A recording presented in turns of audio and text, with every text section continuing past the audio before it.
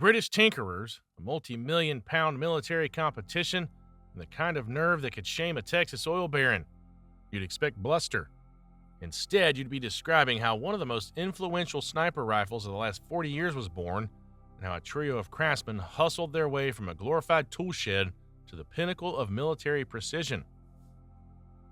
By the early 1980s, British snipers were still soldiering on with rifles whose lineage stretched back to the age of the Model T. Yes, the old platforms had been massaged, bedded, and tweaked, but the core reality remained. It was a 20th century solution to a 21st century problem. The 1982 Falklands War threw that contrast into harsh light. The lesson was blunt and urgent. Modern soldiers needed a purpose-built precision rifle, not a refurbished relic. So in 1985, the ministry opened formal trials for a new sniper system. Predictably, blue-chip names crowded the ring. Firms with deep benches, established tooling, processes that could stamp out rifles the way a fast food giant flips burgers. On paper, the outcome seemed preordained. In reality, an underdog walked in and changed the rules. The unlikely founders enter Dave Walls and David Kaig, often written as Cage in retellings. Toolmakers with surgeons' hands and engineers' minds, previously occupied making eerily accurate replicas of Colt revolvers. These weren't weekend hobbyists. They were the sort of artisans who could study a photograph and recreate a mechanism so faithfully that even Colt tipped its hat and nudged them toward the firearms business. When the original maker of the icon tells you to get in the game, you listen. Add Malcolm Cooper to the equation. Not just a good shot, but an Olympic champion several times over, with a jewelry box full of gold from the world's biggest stages. Cooper saw the Dave's work, liked what he saw, and urged them to build a target rifle. They did, and he promptly set a new world record with it. Suddenly, the right ears were listening. The British military invited their newborn company, Accuracy International, to submit a rifle for infantry trials. On the face of it, this bordered on madness. They built only a handful of rifles in their lives and were stepping into a ring with 17 competitors, most of them industrial heavyweights. But they had one crucial advantage. They weren't repackaging an old idea. They were building a modern precision tool from the ground up. The Precision Marksman built different. Their entry was called the Precision Marksman, PM, and its design philosophy was a clean break from tradition. Instead of a conventional stock with the action bedded into wood or fiberglass, the PM used a chassis system. The action, barrel, and critical components bolted into a rigid spine, yielding consistency, modularity, and field serviceability. If a part failed, armorers could change the part, not ship the whole rifle back to a factory. The barrel was free-floating, clearing away the age-old problem of stock pressure interfering with barrel harmonics. Every shot, in theory, sang the same note. Detachable box magazine improved practicality over internal magazines and single-shot conversions, and the bolt-action architecture delivered the inherent accuracy and reliability that precision shooters value. Fewer moving parts, cleaner dynamics, less to disturb the bullet on its way out.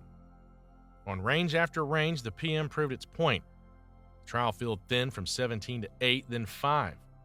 Against reputations, resources, and odds, the little firm kept surviving cuts and then started to look like the favorite. That's when the founders realized a different kind of problem loomed. If they actually won, the ministry would want to inspect their factory. Fake it till you make it, the most audacious factory tour. The contract on offer was for 1,212 rifles, a volume you don't quietly assemble next to a lawnmower. Accuracy International had craftsmanship and ideas in spades, but not a production plant. So they did something you'd expect from a caper film. They staged a factory. They rented an industrial space for a few days, laid out benches, scattered parts in plausible states of assembly, and arranged their tools into the shape of a production line. When the inspectors arrived, the founders walked them briskly through machining, assembly, and QC stations, then cleverly steered the visit toward lunch before anyone lingered long enough to notice the seams. It worked. The inspectors left satisfied and the contract was theirs. But winning the prize and delivering it are two different sports. 3 men couldn't possibly build over 1,000 precision rifles on a deadline, so they did what small firms do. They subcontracted. When missile logic meets rifle reality, the chosen subcontractor, Pylon Industries, knew high-tolerance manufacturing from the missile world and had the clearances, machines, and manpower to move metal in quantity. What they lacked was the firearms designer's instinct for why a blueprint calls for this alloy, that tolerance, or those dimensions that look odd to an accountant. Pylon began making improvements imperial dimensions were briskly converted to metric, parts that were meant to be machined were recast, specified steels were swapped for cheaper equivalents. On paper, the changes looked efficient. In a living mechanism subject to ignition pressure and mechanical timing, they were booby traps. The first return rifles told the story. Some wouldn't fire, others fired without a trigger press, a terrifying failure mode in any weapon. Worst of all, the firing pin material change introduced fractures at the cocking piece. When the pin broke just so, spring force shoved it forward and detonated around during chambering, before the bolt locked. Energy that should have been contained by a closed action instead vented backward. A British Marine was badly wounded when a rifle essentially blew apart in his hands. The military slammed on the brakes and issued a stop-use order. 6 weeks to save a reputation. Disaster can focus the mind. Suddenly, Pylon was open to collaboration, and the original designers took back the reins. They had 6 weeks, an eye blink in defense timelines, to audit every rifle, identify every improvement, and restore the design to intent. Walls and Kaeg tore into the guns, tracking down alloy substitutions, revising tolerances, and replacing compromised parts. They unwound the shortcuts piece by piece. When they were done, the rifles went back to testing and performed as designed. The PM's reliability returned, the crisis abated. The subcontractor, bruised by the fiasco, soon went under. Accuracy International, chastened but intact, had learned 2 permanent lessons: protect the design's integrity and never let production decisions drift from first principles. From PM to L96 and the birth of Arctic warfare. The ministry adopted the precision marksman into service, and the rifle's family tree began to branch. The service designation most associated with that first breakthrough is L96A1, the emblem of Britain's pivot to truly modern sniper system. More evolution followed as cold weather requirements took center stage. Operating in deep Arctic conditions punishes mechanisms. Metals contract, lubricants thicken, contact surfaces seize. Accuracy International adopted the platform into the Arctic Warfare AW line, a suite of changes for the far north. The bolt geometry was relieved and milled to reduce freeze-binding surfaces. The trigger guard grew to accommodate gloved hands. Tolerances and lubricants were respecified for sub-zero reliability. Sweden adopted its version as the PSG-90. The British liked the refinements enough to bring them into their own service rifles. Power range in the AWM. While 7.62 by 51mm NATO remains a superb general-purpose precision cartridge, accurate, manageable, widely supported, there are times when physics demands more. Accuracy International answered that with the Arctic Warfare Magnum AWM, chambered for Magnum cartridges including 338 Lapua Magnum.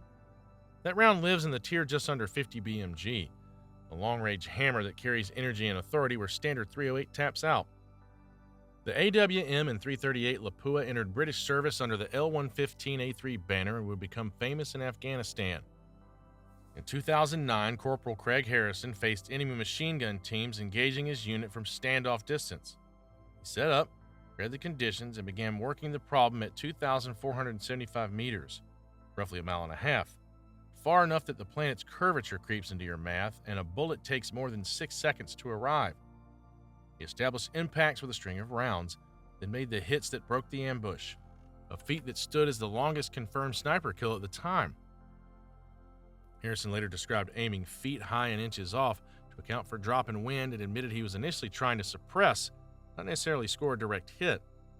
That's the quiet truth about extreme range precision. When rifle, ammunition, and shooter are all that good, suppression can become success. Beyond the battlefield, influence and iteration. Success begets adoption and imitation. Once the AW family proved itself, law enforcement variations appeared. Think Arctic Warfare Police with black furniture and setups optimized for 100 to 200 meter urban engagements rather than kilometer-long shots. Variants sprouted for airborne or space-constrained missions, folding stocks, and for signature management, integral suppression. The AWM covered the Magnum Brief in 300 Win Mag and 338 Lapua, projecting reach and energy deep past the comfort zone of standard calibers. More importantly, the rest of the small arms world took note. The trios leaped to a true chassis architecture, their obsession with repeatability, and their embrace of modularity seeped into competitors' designs. Some houses got close in performance, others copied the shapes without quite capturing the system logic, the why behind each dimension, alloy, and interface. You can clone a silhouette, You can't fake an ecosystem of design choices that all point at the same goal. Accuracy International, for its part, kept moving. The AX series pushed modularity further, letting users change not just barrels but entire calibers with matched bolt and magazine swaps. The AT series distilled the recipe into a package civilians could reasonably pursue, not a compromise so much as a carefully pruned branch of the family tree for the wider shooting world. From shed to standard bearer. Today, the company that began as 3 men in a workshop operates as a modern manufacturer with the CNCs, QC protocols, and metrology gear you'd expect. Yet the DNA hasn't changed. Hands assemble rifles, eyes verify fits, and the design remains anchored in principles that survived their trial by fire. The output equips militaries and police in scores of countries. The rifles have turned up anywhere precise force is required: deserts, cities, mountains, and yes, the unforgiving cold. What started with a world record target rifle snowballed into a service weapon adapted, and iterated through decades of conflict and technological change. In the wider ecosystem, from boutique builders to giant brands, learned or relearned lessons that the shed had made obvious. Consistency beats cosmetics, modularity beats monoliths, and integrity in the blueprint beats cleverness in the spreadsheet.